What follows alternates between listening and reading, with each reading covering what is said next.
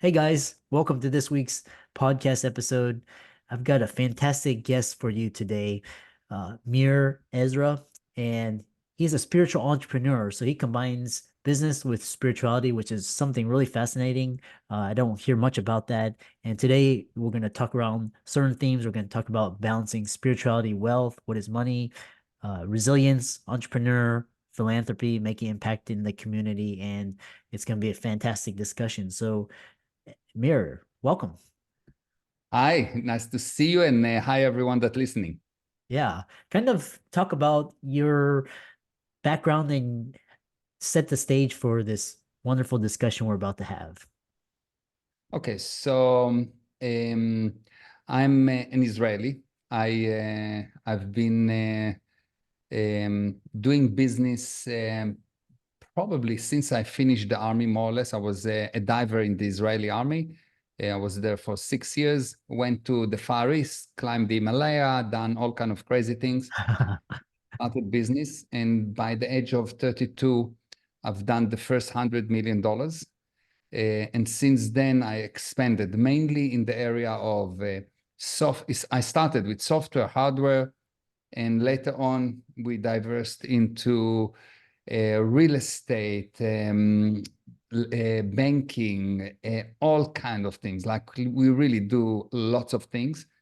And yeah, and we're doing extremely well. And during the years, people ask me, how do you do that? How do you do that? How do you do that? And I started to teach people how do I do it. And so I developed a hobby, which I invest about 10% of my time in, into speaking and teaching people how to improve. And that's it. Yeah. I love that. Your journey actually highlights a lot of the my journey, my trials, tribulation, kind of developing your income and then kind of diversifying into more stable assets such as real estate, creating businesses and then influencing people, helping people reaching out to you, coaching, speaking. So I love that. Um and again, for the audience, I hope your family is okay during this time. And kind of moving on is this idea of balancing spirituality and wealth, and you emphasize combining both success, spirituality. Share with us how you've managed to balance these two and how others can do the same. Okay, so basically the basic idea is that you take an opportunity and you take two people and they will handle the opportunity differently. You take any problem, any situation in life or anything in life, and you'll take two different people and they will have different ways to handle it. Some people will make a killing out of it and some will not. For example, the first business that I started in South Africa, I came to South Africa, and before me, there was a company that was running for 7 years. They really tried to do that same business as I started. They went bankrupt. And the basic conclusion was there's no way to make money in this business. It's a waste of time. I Yeah. came in, and in 3 months, I closed $100 million deal with BP. It's a big company. It's not a small company. And mind you, I just came out of the Israeli army. I just was after the Far East. I had very long hair, earrings. I couldn't speak English, almost nothing, and I still made it. So what's the difference? The difference is your spiritual condition. Mm. Your spiritual condition define what you put in front of you. There Mm. is nothing in front of you. If two people look at the same thing and they see different thing, it means that there is actually nothing in front of you. There is only what you put there. I actually define the word fact as the current majority agreement. The Uh-huh. current majority agreement. So the current majority agreement at one time was the earth is flat. And now the current majority agreement is that the earth is some kind of elliptic thing. Yeah. So the current majority agreement. And you will see that anything that is considered to be a fact used to be an idea. Yeah. Any fact used to be an idea, which an idea comes from the spirit, comes from you. So Yeah. the spirit, we can define the spirit as the things that know, the things that can bring something out of nothing, the thing that can turn ideas into actualities. And so any kind of handling that you do with the person is really useless if you don't improve his spiritual condition. Because I can take a criminal and teach him whatever. If I don't improve his spiritual condition, he's a criminal. He will not make it. But if I change his spiritual condition, if I change how we put things into life, what he creates into life, you will see that all of a sudden the same person, and this is things that I've done, the same person that was useless, out ethics, terrible, become the most loving, powerful, unbelievable person. And the saving grace is that a person never lose his abilities. A person is only unwilling to demonstrate his abilities. And the way to recover this willingness is by improving the spiritual condition of the person. And obviously, in order to do that, you need to understand what is actually spirit, like define the spirit. You take any average person in the street and you ask him to define any physical laws, and he will tell you all kinds of laws, the Ohm laws, gravity, whatever. You ask him to give you one spiritual law, and he will not be able to tell you. Yeah. So what I do, I take people, I actually first educate them, I give them knowledge. When you give knowledge to a person, the inevitable thing that happens, he starts to become more responsible. And so he control. For example, if I teach you how to drive a car, you'll become more responsible for the car and you will control the car. If you don't control the car, it is a proof that you don't have enough knowledge and you are not responsible.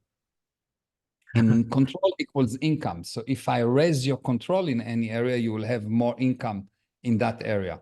So what I do, I take people and I educate them, first of all, on what does it mean, physical universe, and then what does it mean, spiritual universe? Because I want them to understand spirituality. They first of all have to handle the misunderstanding about the physical universe. Once they understand the spiritual universe, just understand logically, then we do all kind of drills to recover this ability that they never lost. And the end result is that they always, always, always succeed. It is so 100% successful that when someone come to study with me or get coaching or whatever, my guarantee to them is when you come to me, if you don't get the expected result, you don't pay me, I pay you.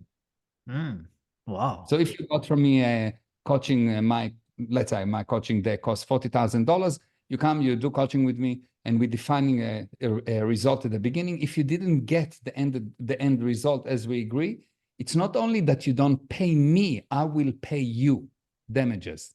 Because I know that it always works. Yeah. Yeah. I love this. And then these. It's basically the laws of. It's basically karma, law of attraction, laws of universe. Whatever you. Let's And let's define what is karma. Go ahead. What is love? What is attraction? Attraction is only physical. Why? Because in the physical universe is a universe of particles. The spiritual universe is not a universe of particles. So it cannot be attraction, number one. Number two, what is karma? What is love? How will you define it? If you cannot define something, you need to be really, really, really brave to understand that you don't understand it. If you cannot define something for 6 years old, it is a proof that you don't understand it. And once you can define something, you will see that you will be able to solve all the problem related to that specific subject. This is probably the first and most fundamental issue, is that most people say words that they have no definition for. They have synonyms, they have example of how they can use it, but they don't have a definition. And if you don't have a definition, you don't have knowledge, so you will not be responsible, so you will not show control, and you will not have income. Like even the simplest thing, I'll ask a person, so define for me the word salesperson.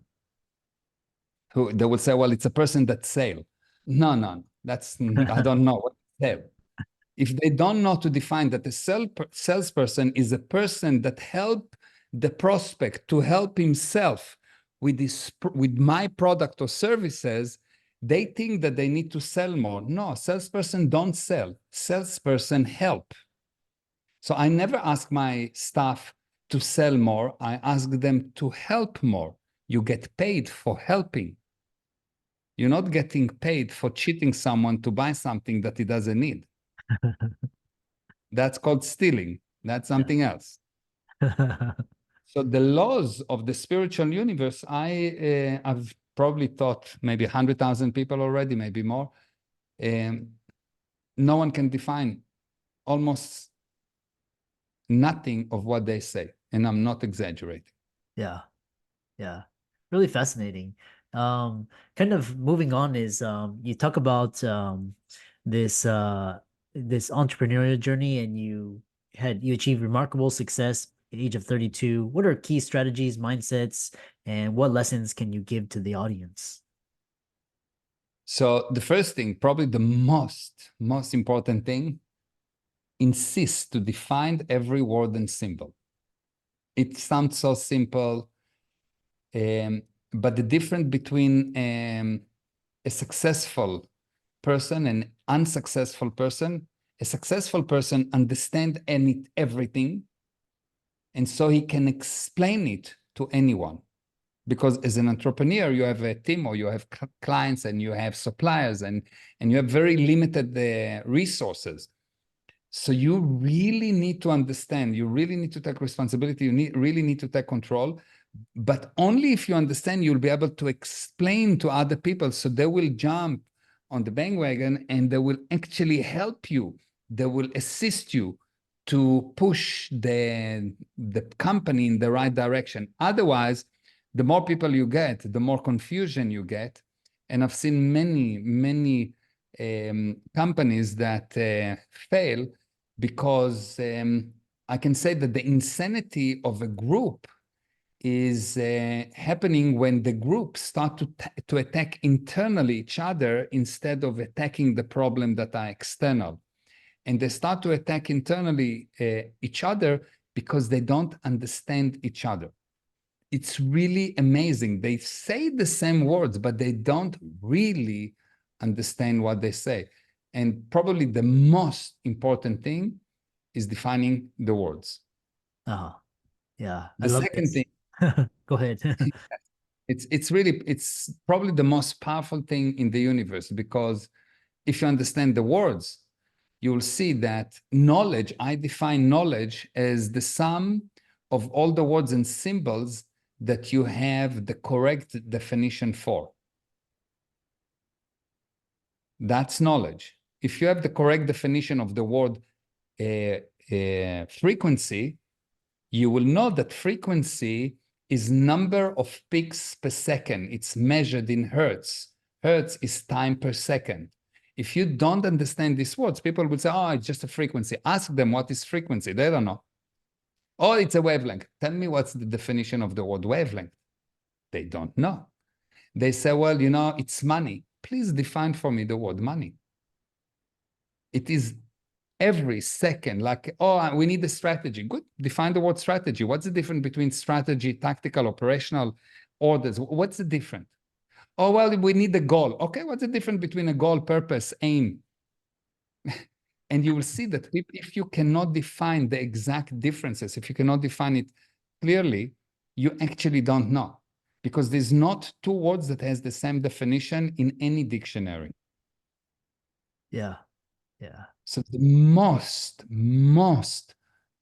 important thing, the things that made me much more than $100 million, hundreds and hundreds and hundreds of millions of dollars every year, is total insistence on, no one talk to me if I don't understand every single word and symbol. Someone throw a word, recalcitrant. They give me the definition. Most of the time, the guy don't know the words that he said. I have to open a dictionary to actually get the actual definition, which means recalcitrant is someone that do not accept easily authority and push against authority. If you don't know that, you hear the word, the guy, I sound super smart, but the other people become stupid because they don't understand what I said. My purpose is to bring an understanding so I can get cooperation. Mm. The Yeah. moment that you have actually, you bring understanding, the moment that you bring understanding, money flow towards you. Everyone conspire to help you because they understand you, because you understand them. The most important thing for people is to be understood. You cannot understand them if you don't understand what they say. And Yeah. if the moment that you understand them, you are so unique that it's not important if they are your client, if they're your suppliers, your friends, your family, they will conspire to help you. Hmm. Yeah. Really fascinating. You have, like I said, your concepts and your topics are on the next level. We're talking worldly, but then you're kind of talking more quantum and spiritually.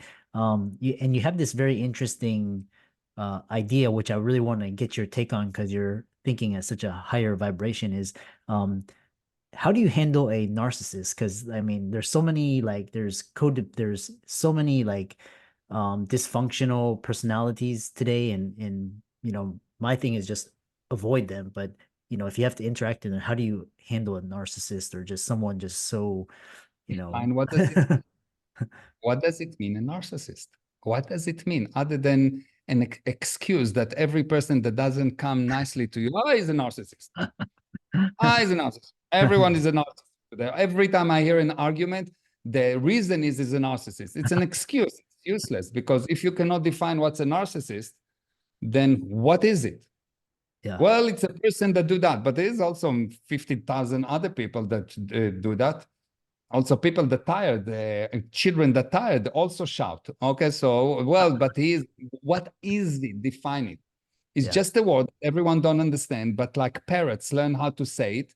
And when they don't have an actual reason why for a problem, they use it as a scapegoat and they think that they have an answer. Oh, it's a narcissist. Now I feel good. But the problem does not get solved. How do I know that they don't know? If you tell me that there's a problem A, and the reason for problem A is subject B, if the problem doesn't get solved, what you think that the source of the problem is not the source of the problem, and so the problem become bigger. Oh. So you can see that most of the people say that there's a problem A, they have a problem in a relationship. They don't understand the word relationship. They don't understand what's the basic laws of relationships. Mhm. So they just heard the word narcissist and it sounds big enough word, and this is the current fab, and they want to sound smart. And it's also give them an excellent justification. So they say he's a narcissist, and he says she's a narcissist, and he said no, he's a narcissist. And your friend agreed that she's a narcissist, and her friend agreed that you're a narcissist, and the problem become bigger. If the problem become bigger, it means that that's not the source of the problem. When I go to coach people or companies, and I've coached from the heads of states to just solo entrepreneurs. Like I've coached in many sizes of companies and organizations. The first thing I ask them is, what do you think is your problems? What do you think is the source of your problems? And they give me a list. Usually they know what's the sources of the problem. And I take all of this and I tell them, thank you very much. I know what's the problem is not. Why? Because if it was the source of the problem will be solved. If you know what's the exact source of the problem, this is 99% of the solution.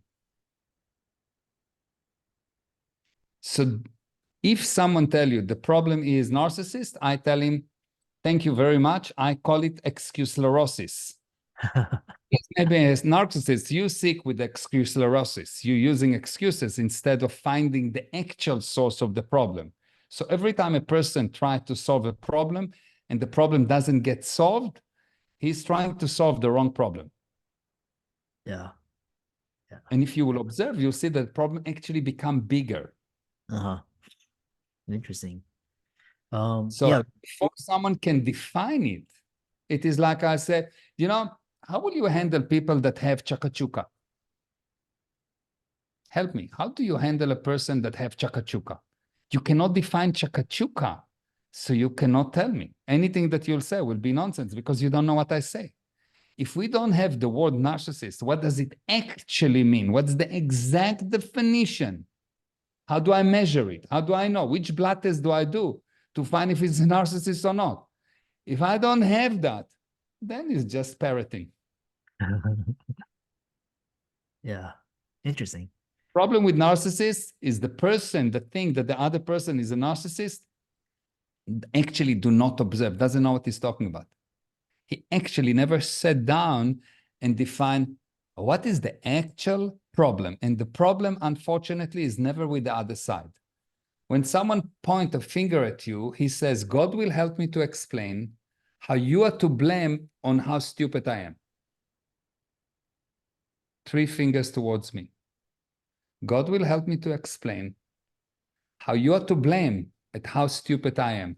The source of the problem is always me. If the source of the problem is the other side, it means that I'm useless. What can I do? If it's you, let's say I think you're a narcissist. Now I'm your slave because I need to beg you to stop being a narcissist so I can do something. But if I'm the source of the problem, I can do something about it. No one will be a narcissist or anything around me because I bring results, because I know how it works. Yeah. It's like a mechanic that says, well, you know, the engine is upset. Can you fix the engine or not? No, it's the engine. No, it's not the engine. It's me. I'm the mechanic. If I cannot fix the engine, I have acute sclerosis. So anything that you do, you can either be cause or effect. If you are cause, you bring results. If you're an effect, you get specialized in excuses. Interesting. How can people reach out to you and find out more about you? Slowly. No, I'm joking. They can go to gprosperity.com. Yeah. And this is our one of my websites. Or they can follow me on Instagram, Meir Ezra Official. It's MEIREZRA Official. And we have ton of content every single day. I release a lot of invaluable content and on any subject, parenting, children, money, sales, marketing, you name it. Why? Because it all come from your spiritual conditions and your ability to understand the words and symbols. If you understand all the words and symbols in regards to marketing, you're the best marketer in the universe. Excellent. And let's thank Amir for coming on. Really, like I said, very interesting conversation. And be sure to follow all his socials. And with that, thanks so much for coming on to the podcast. Thank you very much. Very nice being with you. And thank you everyone for listening.